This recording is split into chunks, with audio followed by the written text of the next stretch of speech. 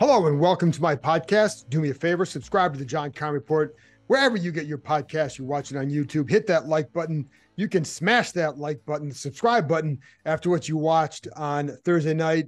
But if you're looking for us on YouTube, you can find us there as part of Empire Media. That's AMPIRE.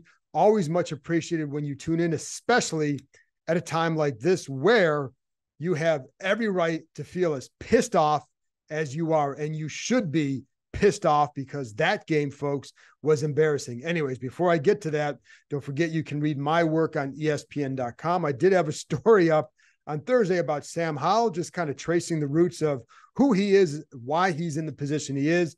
And at least that kid is going to give you some reason to keep watching and to see how does he develop, because I think that kid still has a shot to be a solid quarterback in the NFL. And, I was going to have Bram Weinstein, the voice of the Commanders, on, but speaking of the voice, Bram lost his. So I'm running solo tonight. And listen, man, there's not a lot to say, but there's a lot to say. And so we're going to get to that. And I'll just, because this is an odd week, we got the short week. I'll have more podcasts out next week, probably something out either Monday or Tuesday, just, going over everything, folks, and stay tuned for all that. Anyway, I appreciate you tuning in because, again, you should have a lot of pissed offedness, if that's even a word, because that effort, that showing tonight was embarrassing against the Chicago Bears. You're talking about an 0-4 team coming off a 21-point loss at home, smarting from that, traveling in a short week, and coming here and kicking your ass. That was bad. And you have this team asked the fans, these players have begged the fans to come back out. Packed house tonight out here. Mostly, it was a dominant, obviously, with Washington fans, and they gave them nothing. They gave them nothing to really get excited about. Now, I give the fans credit. There was only one time where they really booed, and that was right before halftime. I'm sitting there thinking there are a lot of times they could have been booing their butts off the field, but they didn't. They stayed with it. And even in the second half, they stayed with it. They stayed with it because it looked like Washington was kind of getting back in, and then the same old crap would happen. That was an embarrassment, folks. And that was, I've covered this team a long time, as you know. I'm hard-pressed to find a worse loss than that one tonight because of the circumstances. They've had more lopsided defeats. That Dallas game the day after Christmas was really bad, but you knew that was going to be bad. They were missing a bunch of guys with COVID, and they were not going to win that game. You knew it was going to be a blowout. There have been other games. You go back, I think the Giants game last year was a really bad loss because, again, same thing. The fans are ready to embrace you. You got a primetime game at home and you lay a massive egg. And that's what they did again tonight. But again, I just can't, I would have to go back and look through all the games I've covered to say, what's the worst loss? Now, there have been times where they've been upset at home against a bad team, but not thoroughly dominated the way they were by the Chicago Bears tonight. Now, again, they climbed back in it. They made the stats look respectable, but the score reflected how this game went. And they did have a chance. I mean, shoot, they have Joey Sly trying to kick a field, missing a field goal at a time where they absolutely needed it, and cut it to a one-score game, make it interesting. And that pretty much ended the game with about 5 minutes left. And so just another total meltdown by this franchise. And it's gotten old. It has gotten old. And I know you feel that way, and you should, because you deserve better. You waited a long time. You're showing up, and they're not. Now, I don't recall something like this. This is just really bad, folks. Magic Johnson, one of the Lou Limited partners, tweets out that he felt like there was no intensity and no fire in the game or by the Commanders in the first half. And that was a problem. And you know what? Players felt he was largely right. We talked to Terry McLaurin. He called it a pretty fair assessment. We asked Montez Sweat, do you agree with this? He said, definitely. We talked to Charles Leno. Now, Leno kind of wove back over to feeling it was more about lack of execution, especially on the offensive end, that defense gives up a touchdown. They got to come back out and do it, and they didn't execute. So he cited that more than he did the intensity, because these guys feel like they have an intense group. However, again, Montez Sweat talked about when you don't, when basically he said that maybe they felt like the Bears would just give it to them, and they clearly were basically more hungry than Washington was. And McLaurin kind of said about the same thing, that when you have a team that's young and hungry and fighting for every play, every yard, this is what happens. It's why he said he wasn't shocked at what happens, because when you come out that way and they're fighting like that, this is the result. And there's a lot of, this is almost like a bye week now, because you have extra time before the Atlanta game. This is a time they have to really go back and reassess who the hell they are and what they're doing, because defensively, man, it hasn't worked. And we know that. Oh, by the way, and one thing, John Allen didn't ask him about the Magic tweet because he didn't know about it until after we talked to him, but he basically said, we got our ass kicked. He didn't basically say it. He said it. We got our ass kicked. And you know what? Of course he was right, because they did. And there's nobody that could say otherwise after a game like that, because what else could you say? That's what happened. And the thing is that defense, and this was not a fluke loss. I mean, the issues that have plagued the defense showed up in a major way tonight on national TV against a team that hadn't won in a long time. I think it was like 347 days. How's that for a stat? This franchise, like, you go back to that Lions game way back when they broke the Lions losing streak with the loss in Detroit. But the issues that plagued the D showed up again tonight. And, so is that shocking that they gave up these big plays? No, because it's who they are this season. This is what they've done. They've given up more 20 plays of 25 yards or more than anybody else in the NFL. Now, right now, of course, they have a lead because they played one more game than everybody but Chicago. But they went into the game tied for the most with 13 such plays. They gave up 3 such plays in the first half alone on Thursday night. And this was supposed to be a defense that was going to be a top unit in the NFL. They're not even close to that. This is horrendous. This is 4 straight games of 30 or more points. This is 1960s territory for how bad this defense is. If you remember, for those of you who've been around a while, and if you weren't, go back and look at the history books. Those teams had great offenses. They had Hall of Famers and Sonny Jurgensen, Charlie Taylor, Bobby Mitchell. Their defenses sucked. But this team has invested in the defense, at least from a draft standpoint. Now, on defense alone, they have 6 first-round picks on that defense, and that includes Emmanuel Forbes. This year, I'm going to count him kind of as a starter, as a third corner. Regardless, you have 4 on the D-line, you have Jamin Davis, and then you have Emmanuel Forbes. On offense, they have 1 first-round pick. So the talent is there. The talent is there. And that's why I say there's no excuses. They had 10 of their 11 starters back. The only newcomer is Cody Barton. Now, you can say how he has or hasn't played. That's fine. 10 of the 11 starters are back. This team, there's no excuse about working in new guys. Every freaking team has new guys working in. This is 10 of 11 on a defense that was good last year, and they're starting like this. And again, all we heard all off season was start fast in the summer, start fast, got to start fast, doing this, doing that. And they haven't started fast at all. They have cratered from the beginning. Now, can they get better? Well, they did get better. They've gotten better in previous years, and they have to get better because a lot of people are going to lose their jobs over defensive efforts like that one. And because the same stuff keeps happening. It's the same system that they played for 4 years. They know the system. At least on offense, you can look and say, hey, you got a young quarterback. You had new stars at 4 line positions. You have a new offense. You have a new coordinator. There's excuses or reasons why the offense is going to have some stops and starts for a little bit go in the season. They needed the defense to be a bedrock. They needed the defense to pick them up during this first part of the season while the offense matured, and it's not happening. In fact, it's obviously quite the opposite is what's happening. They're not creating turnovers. They've caused 1 turnover in the last 3 games combined. That was a point of emphasis. It's why they drafted Emmanuel Forbes. 1 turnover in the last 3 games that they've caused, and they turned it over twice tonight. Not going to get it done, folks. The same stuff keeps happening. I know everybody wants to fire coaches. They're 2-3. That's not going to happen. I know that would satisfy all the fans, but it's not going to make anything better right now. That's not going to happen. That's not how Josh Harris operates. I don't think it's how you want him to operate right now to go at, bring out the pitchforks.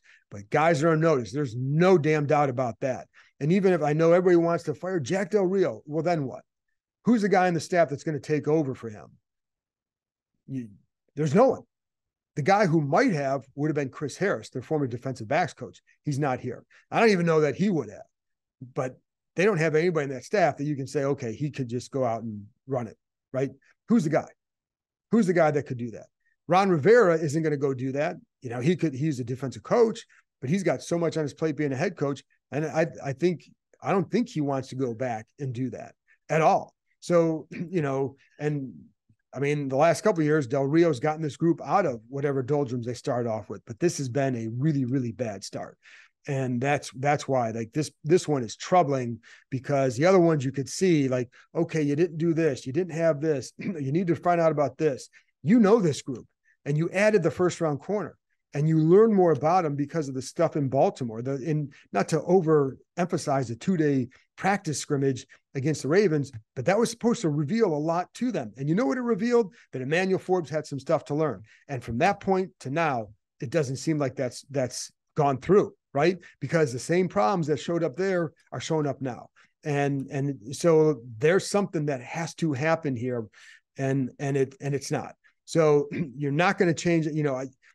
I'd be shocked if anything changes, but can you tweak things? Yes. You can alter your coverage. You can alter how you're playing them. Everybody wants them to play up and press coverage. Guess what, man? They're getting beaten all coverages, all of them. And, Forbes is getting beat when he's playing press. Now, he's not jamming all the time, but he's playing press, and he's losing because, and this happened twice tonight on the 2 big plays he gave up. He's getting at the top of the route. DJ Moore is giving, they're just separating. There's a little bit of nudge, and there's some hand fighting, and Forbes is getting him, Moore's getting him, but Forbes falls a couple yards off. So that creates separation for Moore. And then he breaks a tackle, makes a miss, whatever. And then it's a big gain, and the one time it's just Emmanuel Forbes just misses the tackle. He goes up to tackle him high. He's too skinny to do that. That's not going to work. So you got to learn how to do that in this league. And then the other time because the separation, he was not in position to go after the ball, but that's what he did. He wasn't trying to pick it, trying to deflect it. Okay. But you're not in position to do that because he created that separation, and that leads to a big play. That keeps happening. And it's not just him. You have Benjamin St-Juste messing up on some plays. And he even admitted, he said he thought he saw something. He thought something was going to happen. It looks like, I think it was Moore thought he was going to go inside. Well, Moore kind of takes him inside a little bit and then cuts back out, and he's wide open. But again, just busted coverage. But he was up. So, what are you going to do? So you're going to have to tweak something, though. But what they did do tonight with Forbes is they pulled him from the game after that missed tackle. After he missed the deflection, I should say. Danny Johnson came in. That's a horrible sign. You're taking out your first-round pick in Game 5 because and listen, what did they say last week? We're going to find out a lot about Emmanuel Forbes this week. Well, what they found out is he didn't learn his lesson last week. So he's got a lot more to learn. And I'm not trying to be harsh on him. I just think that as an organization, it's got to be, it's frustrating to watch for everybody, right? Because the same stuff keeps happening. And Forbes, the thing I admire about him is he'll sit there and answer all the questions, and he'll admit, and he admits he's got to get better.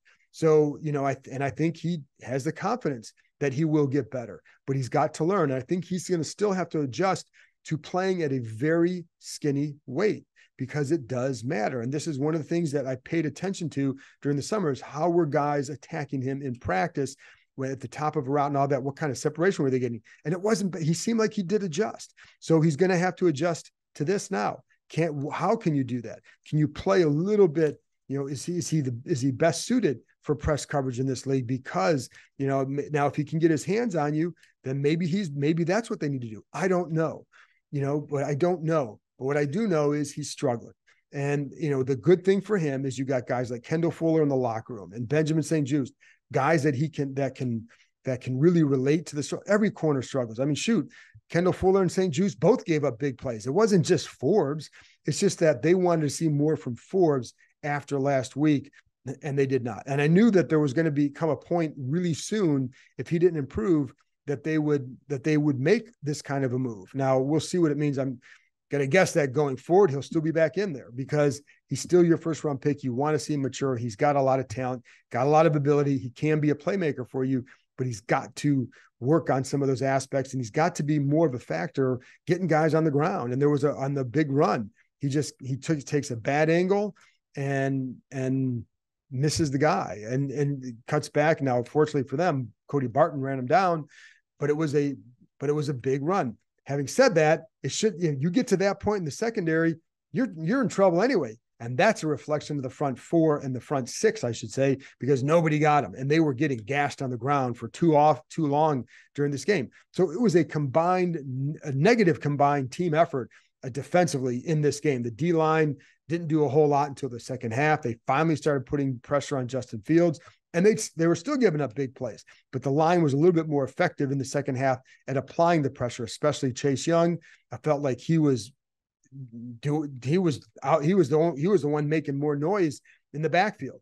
And then Montez Sweat, he and Sweat combined for 2 sacks. Sweat had 1.5. But they need, what concerns me is how bad the secondary has been, because I'm telling you, and my mistake, this is where you feel bad as a reporter that what you're seeing is you think that they're going to be good. And you think that the secondary's got that versatility and they've got this, they got that, they're going to be good. And I was wrong. So far, it's only 5 games, but man, do they look bad. And that's 4 games of 30 or more points in a row. That is bad. So what do you do? I felt like this, one of the things I get tired of is, again, the whole measuring stick game. And I don't know, I'm on this little rant about that because I'm tired of hearing about that. Because as I told you, measure the seasons now, right? You should be measuring the seasons for your growth, not one game. However, if the Bills game was a measuring stick, well, so was this one. Every game is a measuring stick. Every game you learn something about a team. And what you learned tonight was you can't just show, they're clearly not good enough to just show up and win. They don't have that kind of ability. And it felt like that's what they were doing tonight. And I'm really surprised by that because it doesn't mesh with who I thought they were when you're around them, that's the approach they would take. But yet they did.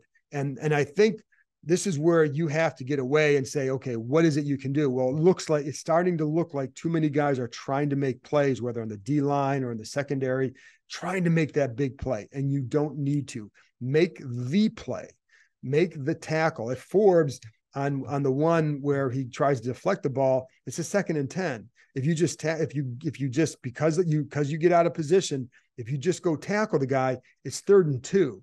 Instead, it's going the other way, and it ends up in points, automatic points. And it would have been 3rd and 2 or 3, and it would have been on the Bears side of the field. So, in other words, you would have still been able to stop them and get them off the field, but because of that, you couldn't. And so those are the things that you can't keep happening if you want to get better. But again, and then Percy Butler has one where I think it's another long touchdown pass where it looks like it's a 2 deep zone, and Kendall Fuller's on the corner, but he needs a safety help. And Butler was eyeing the inside, and maybe that's what he was supposed to do on that. But that's kind of I can't believe you're taking your eyes that much off and you're only focusing on Mooney down the middle when you have a linebacker also coming down. I think it was or someone else was coming down with him and had him covered. And meanwhile, you got a guy running free on their side. Again, I don't know what Butler was asked to do on that play. If he was asked to do that, then you left the corner in a bad spot. And if he was asked to do that, then the corner's got to know, because he's got to sink even deeper. So there's just something didn't mesh on that play, regardless of, I don't know who exactly is at fault. I'm just telling you something was wrong. And so if it's Butler supposed to be eyeing the inside, which is be unusual, but let's say he is, then the corner's got to drop deeper. But if the corner's not dropping deeper, he's expecting the safety help. So something was off. And why is that? Why is that happening when they've been in this system for that long, in this coverage system for that long as well? So it's one of those things that's like, this stuff becomes inexcusable. And, everyone wants to pin on one guy or this or that, or, whatever. It's everybody, right? I mean, the rookies aren't contributing anything at this point. I mean, Emmanuel Forbes is at least playing from scrimmage, but he's but he's going through some massive, massive growing pains. Now, can he come out the other side? Well, a week ago, I felt like he could, or several days ago, I should say, that I felt like, okay, I think this kid can still do it. So I'm not going to back off that at this point, but he's got a lot to go, man. And, I know, you can debate what they should have done. I'm going to give this kid time because every pick needs that.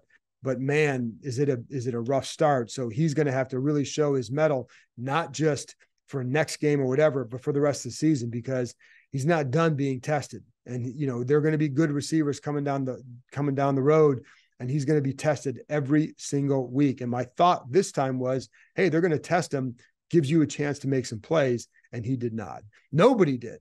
I think that's what's really disappointing.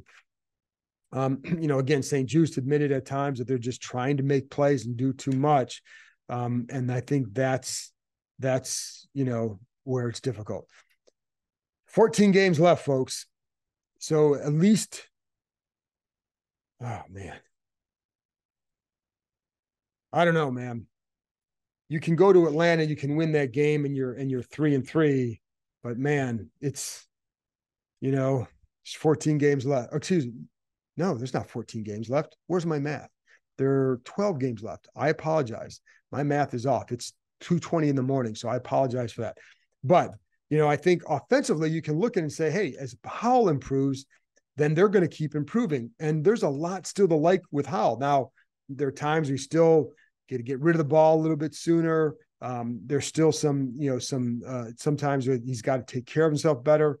But there's a lot to like. I mean, he threw some pretty passes out there, and he did have the one pick, and on that one in talking to him afterwards, we didn't get into a whole lot of that, and that's something I'd be curious. Like, it was Greg Stroman, former Washington player, who picked that off, had a good game, but he is taking too many hits, and there's no doubt about that. In fact, Charles Leno was asked after the game, "Are you concerned that he's taking too many hits?" And he kind of paused for a minute. He said, "Yeah, I am." And then he said, you understand why they're at the end of the games, you're trying to do this, trying to do that. But as he said, you have to be smart. It's not just about trying to establish another drive in this game. It's about saving the kid for the rest of the season. And he's going out even in those last drives and taking more hits. And is that necessary punishment? And there's certainly a belief, whether it's Bieniemy or Rivera, that they want him in there as much as possible, taking all these reps. But there are players, Leno says it publicly, that they are concerned with how many hits he's taking. So this is the gut check week. This is time for full, brutal honesty within the organization. And, for everything that you're going to say, have at it. You're right. But, they have to get it done. DBs have to get it done. D-line has to get it done. That's where the talent is. And I think you have to ask why. Why are there so many issues with the defensive backs? I mean, they lost Chris Harris. Was he the big reason why they're in this situation? I don't know. But that's a big change. Or are they asking them to do different things? That I don't know that. I haven't heard that. But it's something you have to ask about everything. And because you can't just blame Emmanuel Forbes because he's not the only one giving up the big plays. It's all of them. That's the problem. It's all of them. And so like that's the maddening thing. If it was just Emmanuel Forbes, you could say, well, if once he cleans it up, then they're okay. But that is not what's happening at all. So, we can talk all we want about Forbes. He's a kid. I mean, this is a kid who's learning in the NFL, and they're putting him in. He's being put in tough situations, but that's the life of a corner. Every corner comes in the NFL and you get put in a tough situation because you're a rookie corner, and so they're going to test you. And if you're a first round pick like that, and if he has been strong, bigger, he's a top 10 pick based on what he did in college. Well, then these are the guys that you're going to face, and these are the guys that you have to face. And the adjustment they made was pulling them out of the game. And they were using a lot more 3 safety sets tonight early on because of the Bears package and all that. But then when Forbes was playing, and eventually they had to take him out because he just wasn't getting the job done. And at some point this is what you're expected to do. But again, it wasn't just him. he's going to have to learn. He's going to have to just keep getting stronger. That's going to be a big thing because, again, their guys are getting some separation of the top of routes just with some nudges here and there. And that's going to be something he has to continue to adjust to. But, I keep saying it, the talent is there. So we'll see where he goes. Again, another tough week. How does he respond now? How does this team respond? That's going to be interesting to see. And all they can do is prepare for Atlanta. Because again, anybody expecting these massive changes, I just don't know how that's going to help them and where you can turn for anything. So this has to be solved from within. And this group has gone on runs before when we've looked at them and said, hey, that was ugly. You've got to go win. And then they would. And they'd win a few in a row. However, you can't keep counting on that every year. You can't keep digging that hole and then expecting to dig out of it. They have a brutal second half of the year schedule. They needed to win this game. They needed to win. Now, is the season over? Hell no. Because you go out and beat Atlanta and you beat the Giants. Now you're 4-3, and then you have the Eagles at home and a team that you felt you should have beat. But can you do that? Can you play with that consistent effort to get those winning efforts? I don't know. Well, they have a lot to prove here, man. Guys are pissed. I will say, like after the Eagles game, one of the encouraging signs to me was how upset they were and how stung they were. And maybe it affected them more than we realized. But crap, the Bears blew a 21-point lead at home and had to travel on a short week. So and nobody in that locker room used that as an excuse. They were asked about that. It's like, no, it's no excuse because one of them even brought up the Bears having lost. So it's not an excuse. So, but I was encouraged by that because hey, they're not taking this as a moral victory. They're really pissed because they think they're a better team. And then they go out like that. Well, how do you respond to this now? Could that fuel them a different way? And Terry McLaurin's even like, you got to make sure that, that you don't want the season going. It could go one way or another. So your only choice is to come back and work hard and play better. But the thing that's concerning with the D is that they have been in this system. This is a veteran group and they're playing like this. It's unacceptable. And I know that they feel the same way. I mean, what I'm saying is what you're saying is what they're saying. It's the same damn thing. So all you can do is you have to go out and you have to go beat Atlanta. That's what they have to do. Get your record to 3-3, because if not, now you're going to start getting a lot of heat, even more than you are now. You fans are ready to embrace this franchise again, and you have. You've showed up in these 3 home games. They've got to reward you more. Anyway, that's enough for me. That's a lot of ranting. It's late. I need to go home, go to bed, and so do you. And you need to do whatever you do on whatever day you're listening to this. And we'll be back. I'll probably be back. I think either probably Monday, maybe I think Monday, but you'll find out. Just tune in. Just check Monday, and I think I'll have something out Monday morning, and I'll have a few more next week. And we'll talk about this and where this team goes. And that's it, folks. Talk to you next time.